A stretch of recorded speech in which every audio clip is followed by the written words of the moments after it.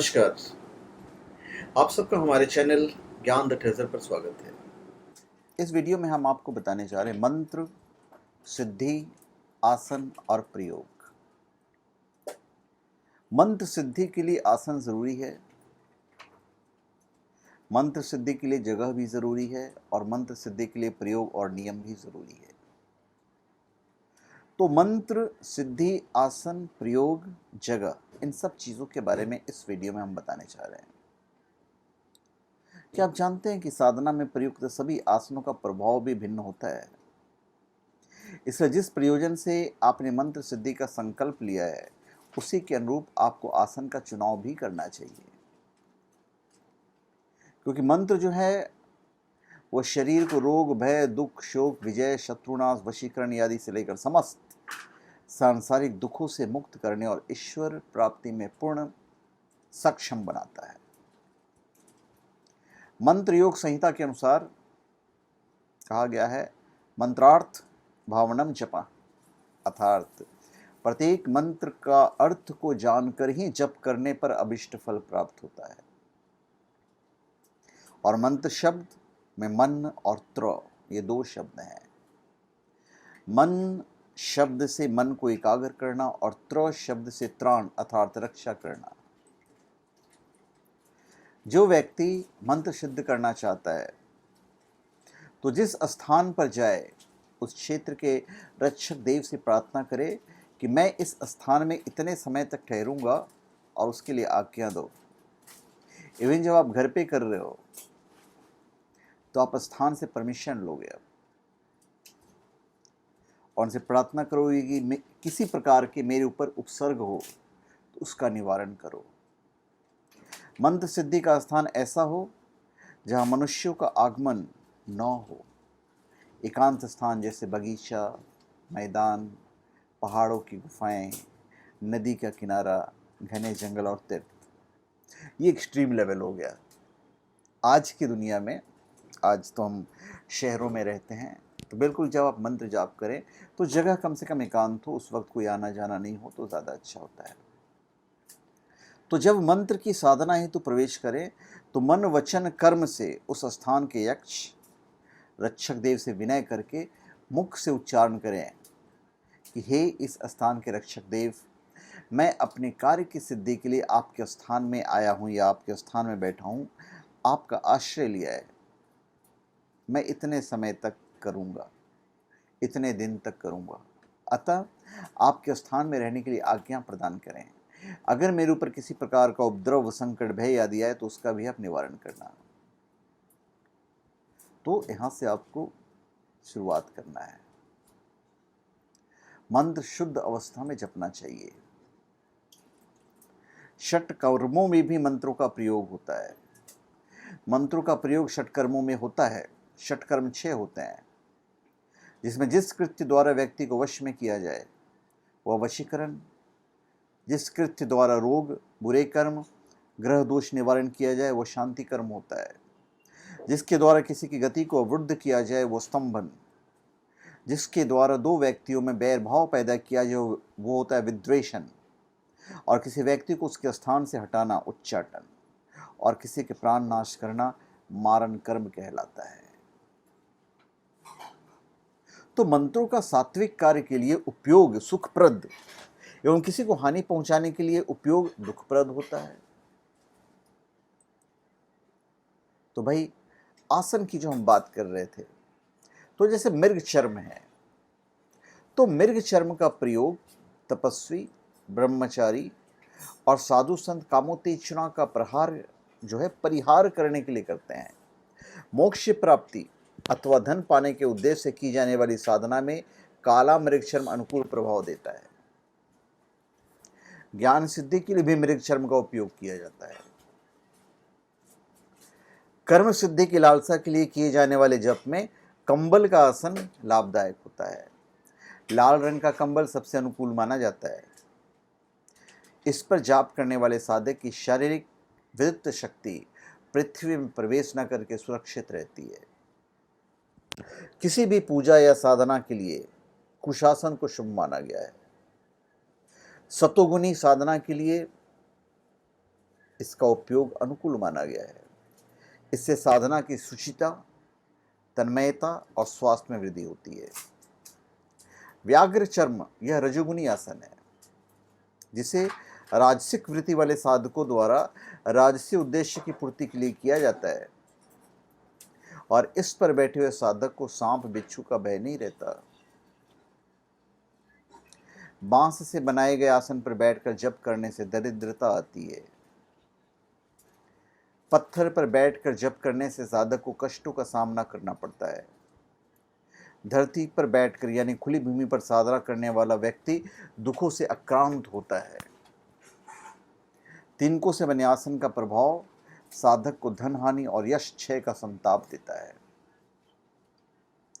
पत्थरों से निर्मित आसन मानसिक विभ्रम उत्पन्न करता है, जबकि सामान्य वस्त्र या कुर्सी का प्रयोग ही मंत्र साधना में निंदित कहा गया है। वस्त्र और कुर्सी का प्रयोग, कुर्सी पर बैठ के मंत्र नहीं जाप करना है आपको। मंत्र में एक वर्ण का मंत्र कत्री, 4 का मंत्र मूसल, 5 वर्ण का क्रूर शनि और 6 की श्रृंखल होता है। इसी प्रकार 7 का क्रकच, 8 का शूल, 9 का व्रज, 10 का शक्ति, 11 का परशु, 12 का चक्र, 13 का कुलिश, 14 का नारच, 15 का भुषुंडी और 16 अक्षर का मंत्र पद्म कहलाता है। तो इन सब के बारे में जानना जरूरी होता है जब हम मंत्रों का उच्चारण करते हैं। जिस मंत्र में शब्द के आगे 2 का अंक हो, उस शब्द का 2 बार उच्चारण करना चाहिए। पद्मासन में मंत्र साधना में आसन जप करें। बायां हाथ गोद में रखें और दाहिने हाथ से जप करें। अगर मंत्र में बाएं हाथ से जप लिखना हो तो दाहिने हाथ गोद में रखें। मंत्र जपने बैठे तो सर्वप्रथम रक्षा मंत्र जप कर अपनी रक्षा करें, ताकि आप में कोई उपद्रव और विघ्न ना आ सके।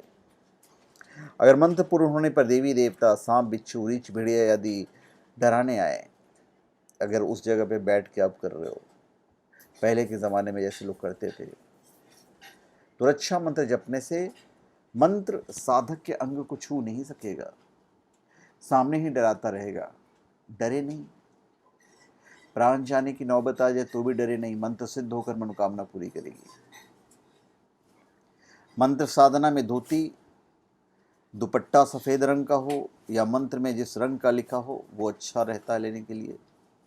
बिछाने के लिए आसन भी सफ़ेद, पीला या लाल हो, जैसा मंत्र में लिखा हो वो बिछाएं।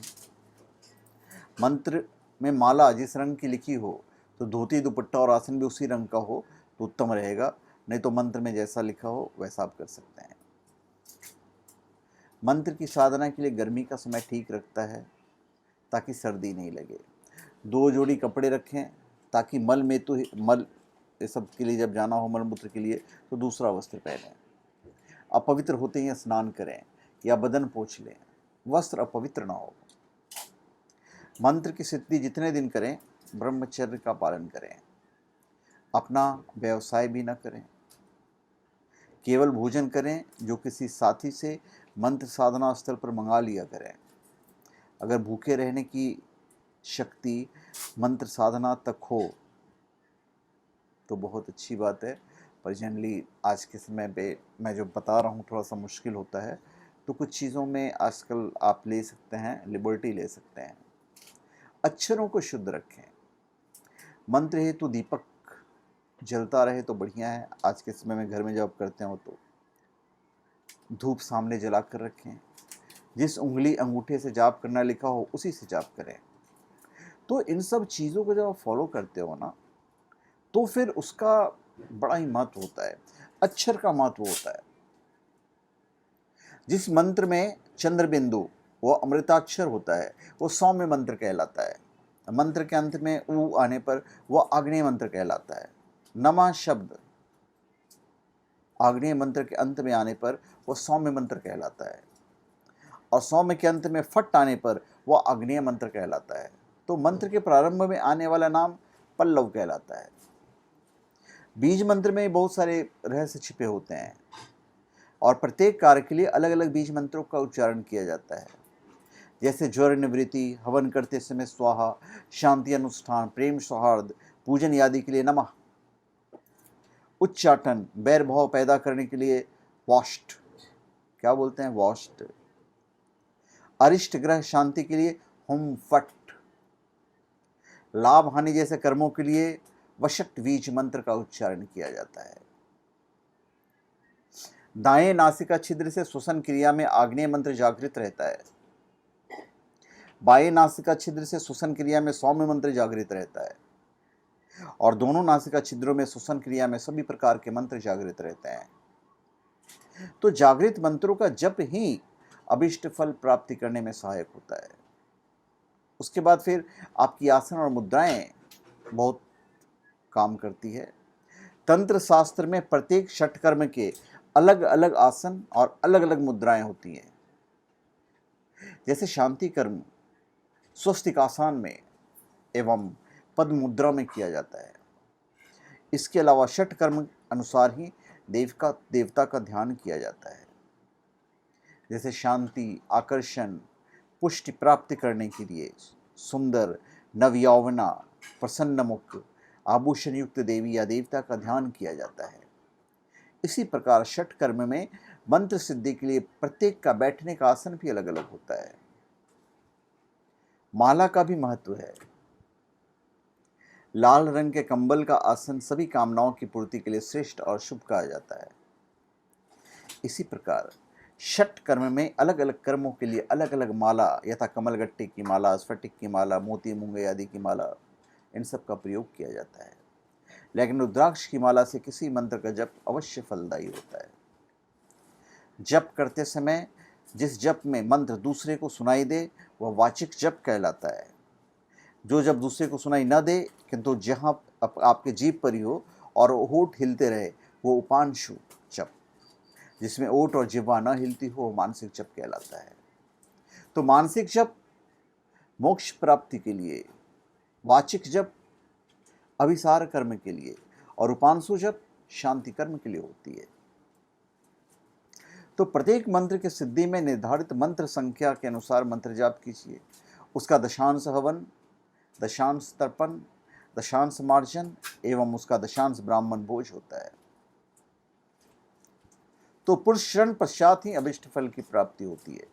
मंत्र सिद्धि के लिए मंत्र जप में एकाग्रता द्वारा ईश्वर से एकाकार मन की शुद्धता और पवित्रता महत्वपूर्ण है। मंत्र साधना से साधक ईश्वर दर्शन, पर काया प्रवेश से लेकर सभी मनोकामनाओं की पूर्ति कर सकता है। पर आपका जो लक्ष्य है वो कल्याणकारी होना चाहिए। मंत्रों का दूसरे या स्वयं की पीड़ा, रोग, कष्ट निवारण के लिए प्रयोग ही सदैव सुखदायी होता है। भौतिक सुखों की प्राप्ति, दूसरे को संताप, कष्ट पहुंचाने के लिए किया गया मंत्र सदैव दुखदायी होता है। तो मंत्रों का प्रयोग सदैव शुभ, सात्विक कर्मों के लिए ही किया जाना चाहिए। तो धन्यवाद। आप सबका हमारे चैनल पे स्वागत है। आप हमारे चैनल पे सब्सक्राइब करें और अपने कमेंट दीजिए। धन्यवाद।